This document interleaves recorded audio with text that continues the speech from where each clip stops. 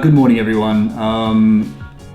I just wanted to do a quick video today. I wasn't going to dwell on this subject, but I mean, it appears that it is something that a couple of people want to know about, and that's about the infamous IMS issue and the Porsche 997.1. I'm sure that you guys who know about Porsche also know about the IMS issue and the RMS issue. Like I said, I wasn't going to dwell on this. I've had, I think, 2 or 3 comments asking about the IMS in my purchase video.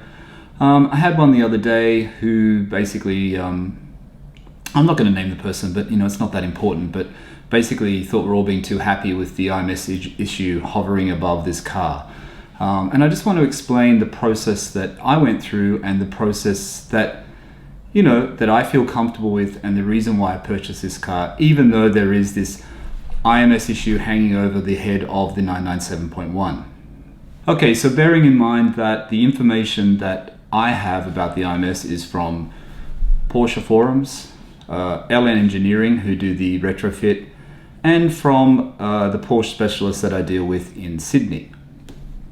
From everyone who's watched my previous videos, you'll know that I was looking for a Porsche 911 since, wow, it must be 6 or 7 months ago now. And I purchased one a couple of weeks ago in Sydney.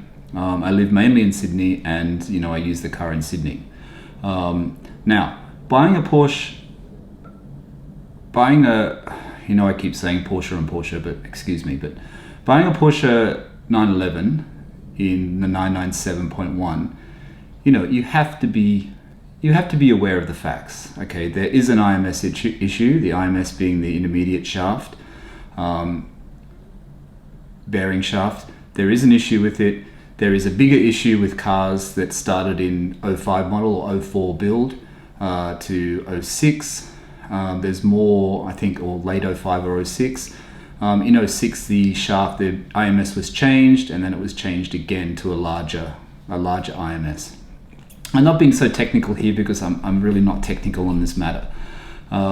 So the things that I did before I purchased the car. One, I had a PPI done by an independent Porsche specialist here in Sydney, who is well regarded and who friends of mine go to and who trust their opinion. The engine number of my car was not in the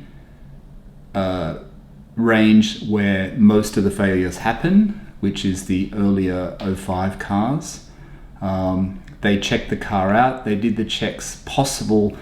They did the required checks needed without taking the engine out of the car, without dismantling the engine or whatever they have to do. So checks were done.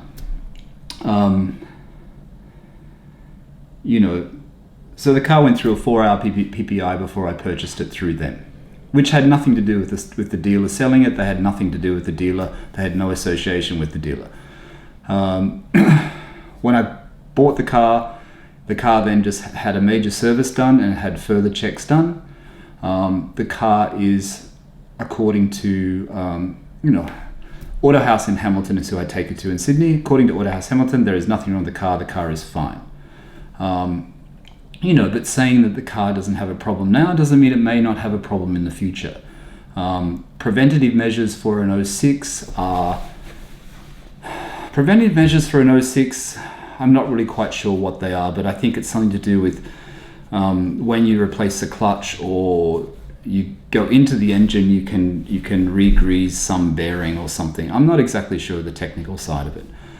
If you have an earlier car, you can get LN Engineering, who are the people who are quite well renowned in this, is to get the retrofit of their bearing, the IMS, which a lot of people have done, and apparently it's quite successful. But will that fail in the future? Maybe it will.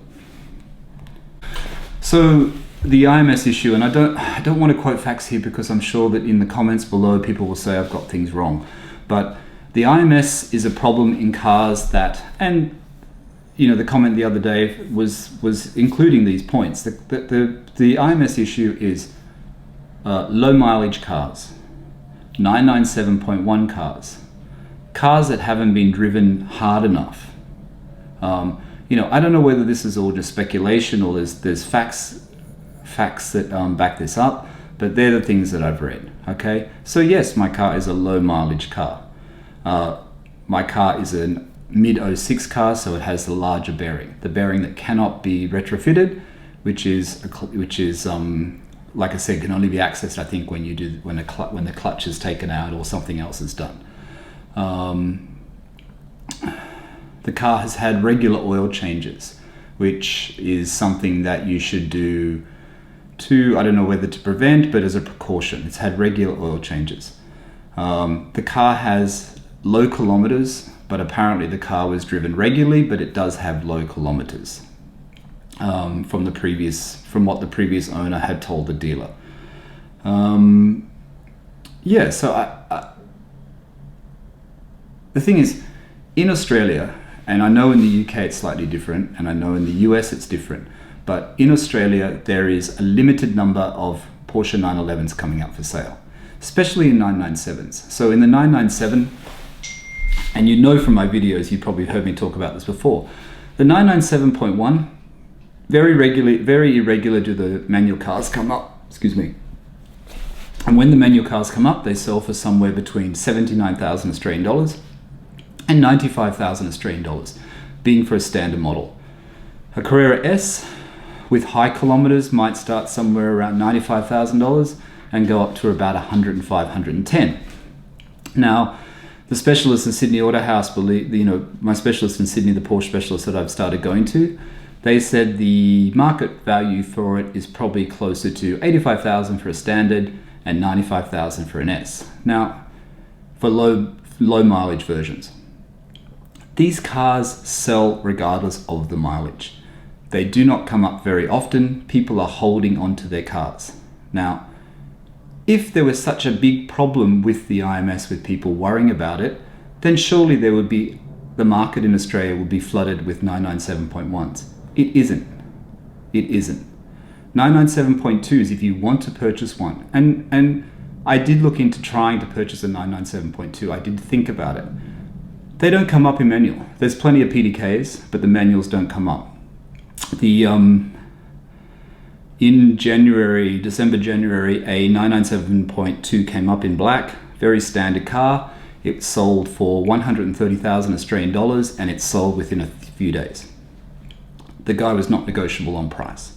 The second car that's came up about a week ago in Australia. I just noticed it when I was traveling, and it's a 997.2 Black Series, and they want 140,000. Now, bear in mind, these prices are not including stamp duty and not including any on-road costs for a used car. Stamp duty in Australia on a car that's worth 140,000. I mean, I don't know. I can tell you that on a car that's worth 70 odd thousand, it's probably about $4,000, $5,000 in stamp duty on top of that price. So it becomes quite expensive for the Black Series was a 2011 car. The other 997.2 is a 2009 car. So, there's not many .2s out there. So I bought a .1, and I don't think you should be scared away from buying a 997.1 because of the IMS issue. Do your checks. Get an independent PPI. Get it checked over by, have a second check if you want, but get it checked to PPI. Do regular oil changes. Do regular checks on your car. Drive your car, I read something on the LN Engineering PDF or something that someone had made up from LN Engineering's information, and they said keep the revs below a certain level. I don't know if that's true or not. Let me know if it is true in the comments. I'm not sure. It said to keep the car, only drive the car in the lower gears.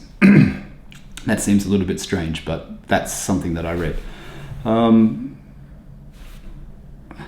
Anyway, like I said, I don't want to dwell on this. I'm really happy with the car. I don't have any concerns about the IMS. I'm not, and please don't say that, I should have concerns. I don't have any concerns about the IMS. I'm aware of it. I am monitoring it. I will get things checked each time it goes in for service. It is something that that has to be acknowledged, but it's not something that should take away from the enjoyment of this car. The 997.1 is a fantastic car. I haven't got to drive it that much because I had to travel a lot quicker than I thought, but it's a really, really fantastic car. And as an entry car into the Porsche ownership, to the Porsche family, it's a great, great car to start with. I was looking at 996s, but you know what? The 997 is so much better. I mean, no offense to you guys that have 996s, but for me, it's so much better because I love the front headlights. I love how the interior is slightly different. You know, Natasha's old boss used to have a 996 and I drove in it a few times and it was a great car. It was a great car. But for me, the 997 is perfect. If and when I upgrade from a 997, no doubt I'll go to a 991. I probably wouldn't go to a 997.2. I would go to a 991, probably a manual S. I mean, that is probably my next Porsche goal. But I just want to say that, you know, there is a lot of things out there about it, and there's been a class action in the US, I understand, and there was 10% of cars that had the IMS issue in the earlier cars. I believe, and I'm not sure, don't quote me on this, but I believe in the 06, after 06, it was less than 1%. And also, there's also the other part that a lot of the IMS issues are with the, not with the 3.6, but with the 3.8 engine. That more failures have happened in the Carrera S in the 3.8 version. Let me know down in the comments if that's true. I read it somewhere, I'm not sure where. But yeah, I just wanted to touch on that today. I mean, you know, like I said, the person that left the comment about the IMS, I'm not attacking you at all. I'm glad you left the comment. I just thought I should talk about it because I haven't spoken about it, and it's not because I'm not aware of it and I'm not aware of what could happen, but you know what, the thing is, everyone has a certain budget, okay? Porsche 911s are not cheap in Australia. They're cheaper in the US, they're cheaper in the UK. You know, if I wanted to stretch myself, I could have bought a 991. I didn't want to buy a 991, I wanted a 997. I wanted to start at a lower cost, a lower price point. If anything happens, you know, I can afford the servicing of the car. I can afford to, you know, I'm in a position where I'm lucky where I can afford to service it and I can afford to maintain the car to a certain level. And I think you have to bear that in mind when you buy these cars. You have to allocate X amount of funds per year to maintain the car. I mean, when I was talking to the mechanic, he said that he said allow 5,000 Australian dollars per year for maintenance. Some years you'll spend more, some years you'll spend less, but in average, allow yourself $5,000 Australian a year. And I think that's good advice, and that's probably what I had in my head when I purchased the car. I knew I was going to be up for. So, you know, don't buy a low price Porsche because you think you're going to save money. You buy a low price Porsche because you don't want to spend the money for a more expensive one, or you like the look of the older models, but don't do it because you think you're going to save a lot of money, because you might actually have to spend more in the long run.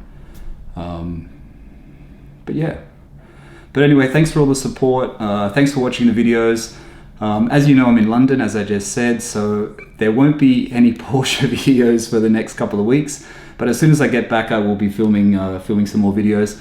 I've actually, I'm going to do, from my last video, I'm going to order two things. I'm going to order the exhaust, the Vista exhaust, is it? Vista exhaust. I'm going to order that in black ceramic finish. I know you don't see the finish, but you know, it's dark and it's in the wheel arch, so I'm going to buy the black. I'm ordering custom number plates in Australia, which I will show in a video once they're installed and I'm back in the country. And I am also getting the Mobridge Bluetooth system put into the car. Now, I'm not changing out the head unit. My friend in his GT3 has a different head unit, and he's sort of pushing me towards to change the head unit. I just want to keep it original, so I'm just going to get the Mobridge, the one that has the Bluetooth phone and the lightning jack and the USB and all that. So I think it's not that expensive. It's not that expensive. So they're the two things I'm getting.